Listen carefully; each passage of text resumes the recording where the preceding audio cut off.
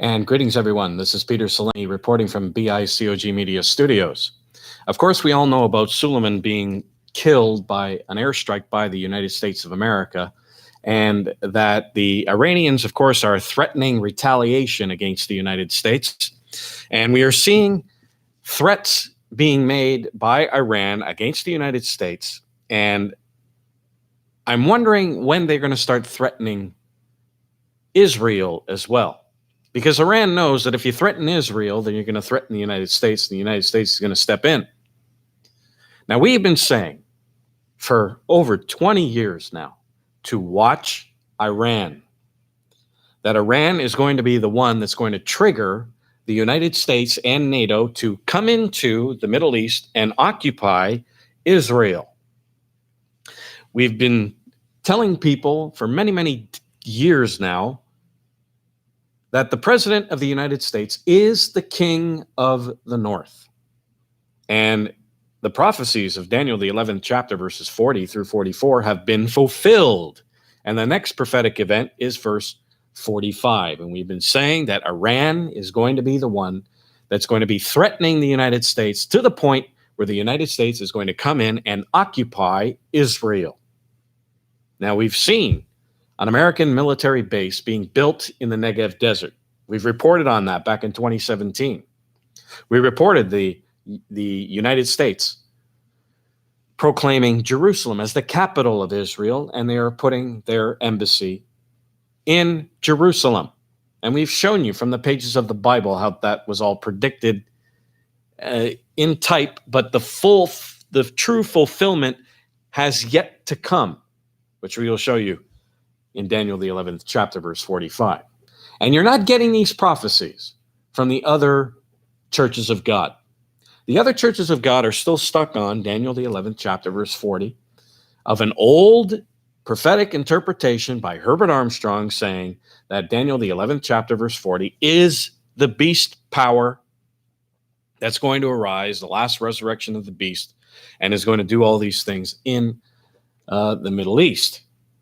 And we've shown you the error of that interpretation, that this is actually, when you look at the Daniel 2, and you can put Daniel 2 and Daniel 11 together like hand in glove, and we showed you that this is the potter's clay phase. There are two phases in the Bible, the potter's clay phase and the miry clay phase. The miry clay phase is the last resurrection of that beast power. Right now, we are in that potter's clay phase, which is the sixth head of that beast, part of that sixth head of that beast. And we've been saying that NATO is going to fall apart, that the EU is going to come apart, and we are seeing the beginnings of that right now. The Brexit is going to happen at the end of January. We are seeing problems in NATO. Macron said that many NATO partners don't believe in the Article 5 of the Charter anymore, where it says if you attack one of us, you attack us all. And the prophecies plainly say that NATO, it says that he shall come to his end, and none shall help him. All your allies have forgotten you. They seek you not. Jeremiah the 30th chapter, verse 14. They're going to abandon the Article 5 of the Charter, and that NATO is going to break apart.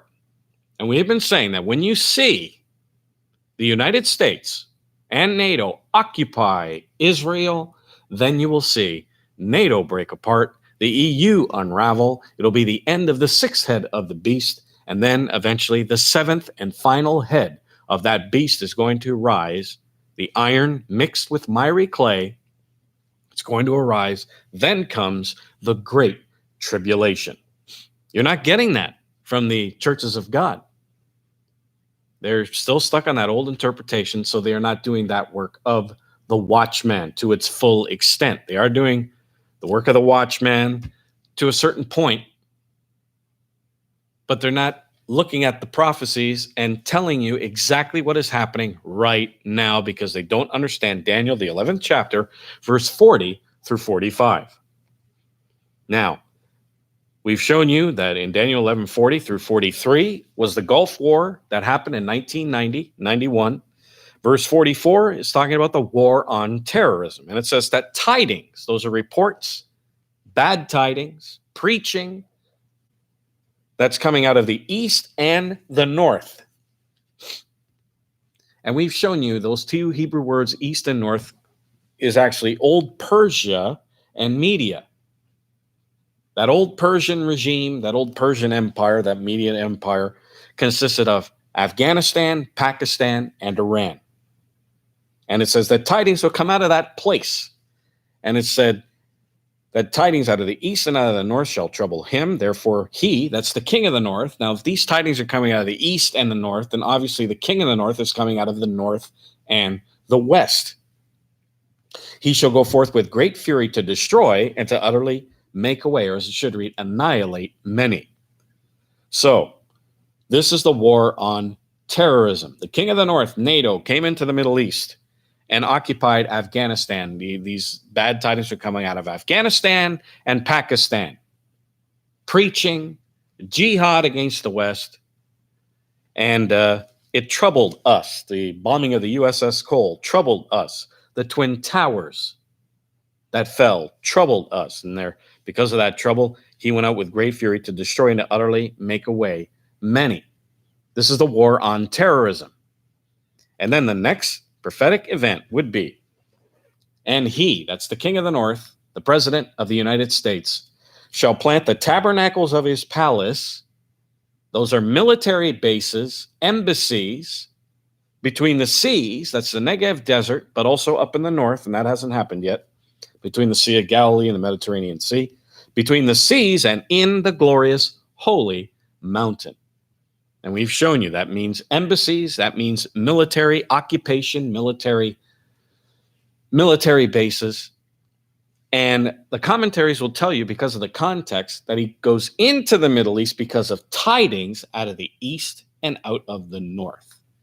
And we have been saying that Iran, because the east and north means old Persia and Media, and we said that Iran has a huge stake in the Middle East, wants to control the Middle East, and most likely Iran will be the one preaching these tidings out of the east and out of the north that trouble the king of the north, the president of the United States, and that because of these troubling things that he's hearing from Iran, the bad tidings, the threats of war, the threats of jihad, and so on, because of this, and most likely they're going to threaten Israel. Because of this, it says he, the king of the north, is going to come into Israel, plant military bases, and have troop deployments in Israel to save Israel. And now we see a huge blow to the Iranian regime. Soleimani is now dead. He was the second in charge of the Iranian regime. He was a huge asset to the Iranian regime. He was a natural-born leader. People listened to him. He was when it came to strategy, he was the top in the Iranian regime when it came to strategy. This man had blood of 600 Americans on his hands. I mean, this was morally justified. This should have been done long ago. But you see, the difference between Trump and Obama is that he doesn't try and pay off their enemies like Obama and Biden did. And how did that work? How did that work out for the United States, trying to pay off their enemies? Did it work? Did it work in North Korea? Did it work with the Iranian regime when we sent pallets of money to the Iranian regime? Did that work? Absolutely not. What did they do? They attacked the U.S. Embassy in Baghdad. They were still saying death to America, death to Israel, even though we paid them I think it was $200 billion in cash, pallets of money. Everybody saw that. Trying to pay off our enemies. And it didn't work. Now, Trump has sent a message to their enemies around the globe that you're not messing with the United States any longer. He's taking more of a Reaganistic approach to things, peace through strength, and you're not going to mess with the United States any longer. And what I don't understand is, whose side are the Democrats on? They're complaining about Donald Trump not consulting them first before the airstrike. Why? so they can get leaked to the press, and then Soleimani could know that the United States is going to attack him, and then they would never have got him. I mean, whose side are the Democrats on? I just don't understand this. Now, Iran has been dealt a huge blow. It's going to be hard to replace this leader, but replace them they will. But the threats are starting. They're threatening the United States with war, with retaliation.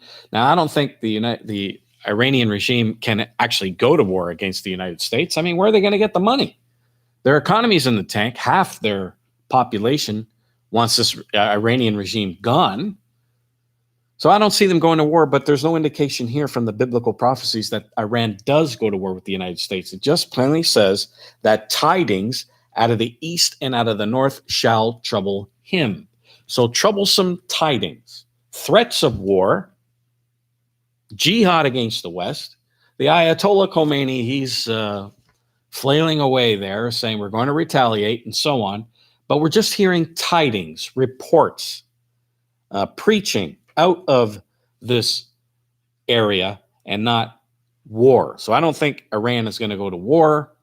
They're just going to threaten the United States. They're just going to threaten Israel. But it's going to be threats, huge threats, maybe little strikes here and there like they've been doing, to the point where they're going to irritate the president of the United States, to the point where Israel is going to ask the United States to come in, and the United States is going to come in. We're just going to wait and see how it's going to unfold. But eventually, the United States is going to come in and occupy Israel to save it. And it also says this in Isaiah, the 14th chapter, where here it talks about the Palestinians. They're rejoicing because Israel, the Jews, are broken. The rod of him that smote thee is broken, verse 29 of Isaiah, the 14th chapter. And right now, Israel is at war with the Palestinians. They got to worry about Lebanon. They got to worry about Iran. It's going to get to the point where they are going to be broken financially, militarily. We're going to have to wait and see, to the point where the United States is going to have to step in and occupy it. Then it says here in verse 31 of Isaiah, the 14th chapter, says, Howl, O gate, cry, O city, thou whole Palestine, art dissolved, for there shall come from the north, that's the king of the north, NATO, the president of the United States, a smoke. This is all symbolism of course, a huge military campaign. And none shall be alone in his appointed times.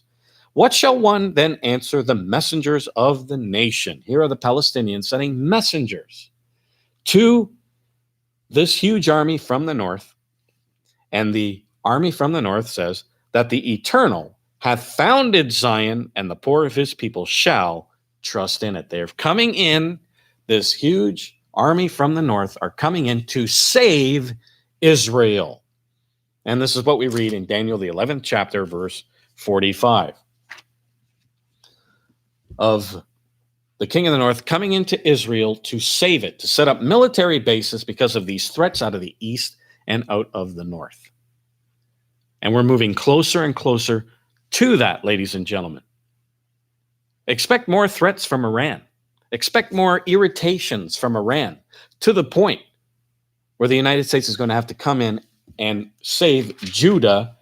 And of course, it's also in the interests of America as well. And when that happens, it says, he shall come to his end, and none shall help him. The end of NATO. The Article 5 of their charter, they're not going to exercise that Article 5. They're going to abandon the Article 5 of their charter. And also says here, all your allies, Jeremiah 30, verse 14, all your allies, as it should read, have forgotten you. They seek you not. They've abandoned the United States. They have abandoned NATO. NATO is going to break apart. And here's the question. How is China going to react to all of this? Because it says here, for I have wounded you with the wound of an enemy, with the chastisement of a cruel one, for the multitude of thine iniquity, because thy sins were increased. And it says, why criest thou for thine affliction? And we read this affliction in Numbers, the 24th chapter, verse 24, of Amalek. And it talks about the ship shall come from the coast of Kittim, shall afflict Asher, and shall afflict Eber. This is China, the South China Sea, and we see NATO in the South China Sea, patrolling the waters, defying China. Iran is an ally of China. How is China going to react? Because it says here that China is going to deliver that deadly blow to NATO, and NATO is going to break apart. They're going to abandon the Article 5 of their charter. If China attacks the United States with that deadly blow, and they're occupying Israel at the same time, the rest of the NATO allies are just going to jump ship. They're going to abandon ship, and NATO is going to break apart. We, ladies and gentlemen, out of all the churches of God, are the only ones that are talking about these prophecies. And I've searched and searched, and no one else is saying these things. No one's propounding these scriptures, explaining these scriptures, showing exactly where we are in Bible prophecy. None of the churches of God are doing it. And I've heard from people saying, people from in the churches of God and people that aren't in the churches of God at all, have been telling me, Peter, your ministry, you guys are the only ones that are showing these prophecies and talking about the President of the United States, the King of the North, NATO, and so on. We are the only ones that are preaching who really is the King of the North. And of course, the King of the North is the President of the United States of America. And we can prove it. I urge you to log on to our website, britishisrael.ca, and read our booklet, The Middle East in Prophecy. And we will show you who the King of the North is. And another booklet, The United States and the British Commonwealth in Prophecy. And you will find out who the United States and the British are in Bible prophecy. You cannot understand Bible prophecy without that vital key. It is the one key that unlocks all Bible prophecy. And this is why when you watch these prophecy shows like Jack Van Impe and these other people, you see nothing but error and these prophetic scenarios that just don't exist. You see error. Why? Because they don't know where the United States and the British are in Bible prophecy. They don't have that key to understanding Bible prophecy. Now we know that the King of the North is the President of the United States because of the prophecy of Daniel 2, talking about the potter's clay, part potter's clay and part iron. Now, the iron we know is Europe, the Roman Empire, Central Europe. Who is the potter's clay? Well, the Bible interprets its own symbols. And in Jeremiah, the 18th chapter, verse 6, we see who the potter's clay is. It says, O house of Israel, not the house of Judah, the Jews, but the house of Israel. Cannot I do with you as this potter, says the Eternal? Behold, as the clay is in the potter's hand, so are ye in my hand, O house of Israel. The potter's clay is the house of Israel. That's the key. Who is the house of Israel in this end time? Now, I'm not talking about the house of Judah, the Jews. When you look at Old Testament biblical history, we see the splitting of the two nations, of the house of Israel to the north and the house of Judah to the south. And the house of Israel got taken away by the Assyrians, and they never came back. Instead, they scattered and fled. They went up through the Black and the Caspian Sea, and they migrated up along the Crimean Peninsula, and they went up into Britain and Scandinavia, and eventually colonized Canada and the rest of the British Commonwealth and the United States. The house of Israel is the United States and the British Commonwealth of Nations. And when you understand that, and you look at Daniel 2, at the end of Daniel 2, let me just read it to you right quickly. The prophecies of Daniel talks about the head of gold and so on, and the interpretation of the dream. And then it says, whereas thou sawest, verse 41 of Daniel 2, whereas thou sawest the feet and toes part potter's clay and part iron, the kingdom shall be divided. Potter's clay and the iron. What is that? A divided kingdom. NATO and the EU. And it says Assyria and Eber in Numbers, the 24th chapter, verse 24. Assyria heads the EU, That's Germany. And Eber heads NATO, and NATO's the military wing of that alliance. So when you understand who the potter's clay is, you can understand Bible prophecy. This is where we are right now. And who is the king of that military wing of the alliance? Who is that king that heads up NATO? Who founded NATO? The president of the United States of America. And of course, the leader of the United States of America is the president. The president is the king of the north. Daniel, the 11th chapter, verse 40 through 45. And we show you in that booklet, Middle Eastern Prophecy, how Daniel 2 and Daniel 11 go together like hand in glove. And you can understand those two prophecies when you put them together. You can understand what is happening today in our world. So I urge you to download that booklet, The Middle Eastern Prophecy and the United States and Britain in Prophecy, free of charge. Log on to our website, britishisrael.ca, and you'll come to understand Bible prophecy.